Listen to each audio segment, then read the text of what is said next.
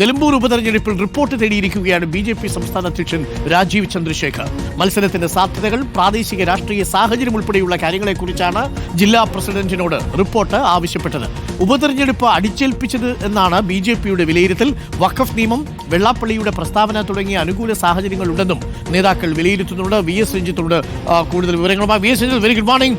അപ്പോൾ നിലമ്പൂരിൽ അങ്ങനെ കാറ്റുപിടിച്ച് തുടങ്ങി, തെരഞ്ഞെടുപ്പിന്റെ കാറ്റ് ഇതിൽ ആർക്ക് അനുകൂലമാകും എന്നൊക്കെ ചോദിക്കുമ്പോഴും ഒരു പയറ്റിനുറങ്ങുകയാണ് ബി.ജെ.പി. പ്രത്യേകിച്ച് രാജീവ് ചന്ദ്രശേഖർ വന്നതിന് ശേഷമുള്ള ആദ്യത്തെ ഉപതെരഞ്ഞെടുപ്പാണ്. അതുകൊണ്ട് ബി.ജെ.പിയും വളരെ സീരിയസ് ആയി തന്നെയാണ് ഈ ഇലക്ഷനെ സമീപിക്കുന്നത്. ക്രിസ്ത്യൻ സ്ഥാനാർത്ഥി വരാനുള്ള സാധ്യതയുണ്ടോ? ഷോൺ ജോർജിന്റെ പേരൊക്കെ ഇങ്ങനെ പറഞ്ഞു കേൾക്കുന്നു.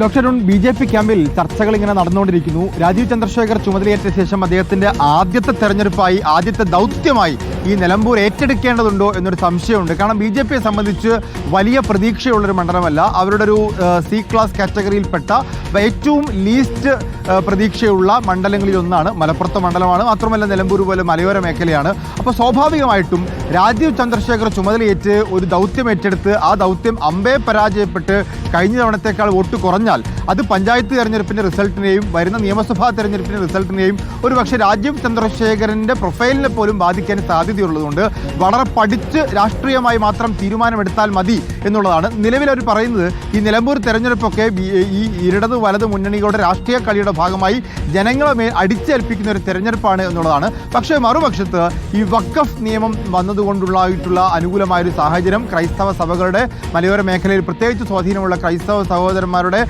ഒക്കെ പിന്തുണയുണ്ടാവും എന്ന് ബി.ജെ.പി. പറയുന്നു. അതോടൊപ്പം വെള്ളാപ്പള്ളി നടേശൻ ഏറനാട് വന്ന് പ്രസംഗിച്ചപ്പോൾ ഈഴവ സമുദായത്തിൻ്റെ പ്രശ്നങ്ങളെക്കുറിച്ച് പറഞ്ഞു. അതും അനുകൂലമായ സാഹചര്യമാണെന്ന് വിലയിരുത്തപ്പെടുന്നു. ഇപ്പോൾ വെള്ളാപ്പള്ളിയുടെ പ്രസ്താവനയും വഖഫ് നിയമവും ഒക്കെ ഉള്ള സാഹചര്യത്തിൽ അതിനെ മുതലെടുക്കാൻ സ്ഥാനാർത്ഥിയെ നിർത്തേണ്ടതുണ്ടോ, അല്ലെങ്കിൽ സ്ഥാനാർത്ഥിയെ നിർത്താതെ ഈ ഇടത് വലത് മുന്നണികളുടെ ഈ രാഷ്ട്രീയ കളിയുടെ ഉണ്ടായ അടിച്ചേൽപ്പിച്ച തെരഞ്ഞെടുപ്പ് എന്ന രാഷ്ട്രീയം പറഞ്ഞുകൊണ്ട് അതിൽ നിന്ന് മാറി നിൽക്കാൻ സാഹചര്യമുണ്ടോ എന്നുള്ളതാണ്. ഏതായാലും വിശദമായ റിപ്പോർട്ട് തന്നെ ജില്ലാ പ്രസിഡന്റിനോട് ചോദിച്ചിട്ടുണ്ട്.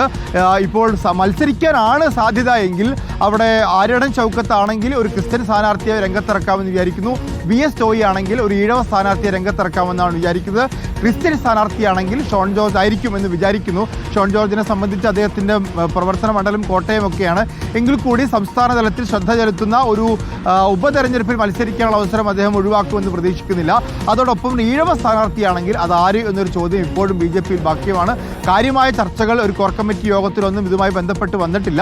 അനൌദ്യോഗികമായ ചർച്ചകൾ നടക്കുന്നു. രാജീവ് ചന്ദ്രശേഖർ സ്വാഭാവികമായിട്ടും റിപ്പോർട്ടിന്റെ അടിസ്ഥാനത്തിലായിരിക്കും തീരുമാനങ്ങൾ. Okay, thank you. വി.എസ്. രഞ്ജിത്താണ് വിവരങ്ങൾ നൽകിയത്. രാജീവ് ചന്ദ്രശേഖർ ബി.ജെ.പി. സംസ്ഥാന അധ്യക്ഷനായതിനു ശേഷമുള്ള ആദ്യത്തെ തെരഞ്ഞെടുപ്പാണ്. അതുകൊണ്ട് വോട്ട് കുറയാൻ പാടില്ല എന്നതാണ് ബി.ജെ.പിയുടേത്. സി ക്ലാസ് മണ്ഡലമാണ്. വലിയ പ്രതീക്ഷയൊന്നും ബി.ജെ.പി. ആ മണ്ഡലത്തിൽ വയ്ക്കുന്നുമില്ല.